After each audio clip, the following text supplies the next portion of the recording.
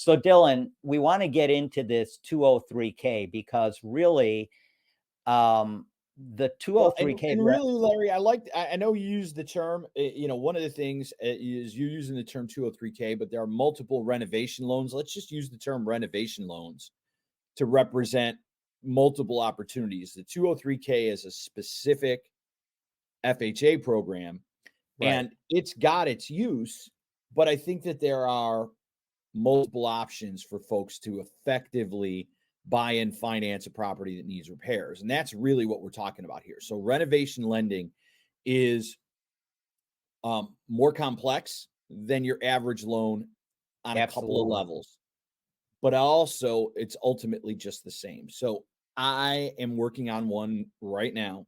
And like I said, joining this group at Neighborhood Loans, we have some real expertise on the team in this. Now, I've done renovation loans in the past and hadn't been excited to do them in some of the places that I've worked over the last few years. So now we're excited to bring them And why back. is And that? they're difficult to do. You have to be good at it from a lender standpoint. And, I don't want to impugn anyone else's execution, but you have to have top flight execution on the renovation product. And Yeah. the reason is that, people start making decisions and, you have to be able to deliver on, as with everything in lending, on time, on budget, with no surprises, right? Like Yeah. that has to be a thing.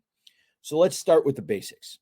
At the end of the day, you can buy a property and finance, I want to say, almost any level of repairs. There are some guidelines, but let's not make it complicated for people now, right? Like, I mean, you can't buy a $50,000 property and finance in $400,000 worth of repairs. It doesn't work like that. But basically, Hmm.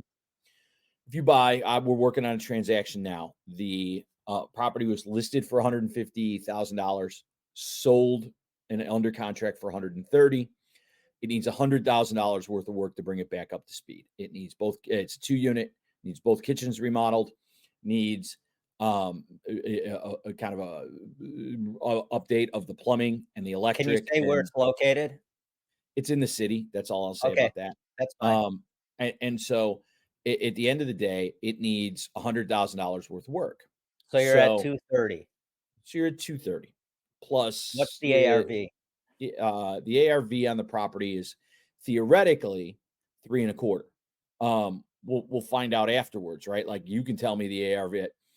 You as an agent, let me be more specifically, whether it's you individually or somebody else in this particular transaction, can tell me that the ARV is 325. That has to be what it shows up on an appraisal.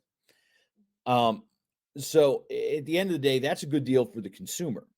It doesn't have to appraise for 325 to do the transaction. It really has to appraise for roughly the work plus the acquisition price plus about 3 to 5%.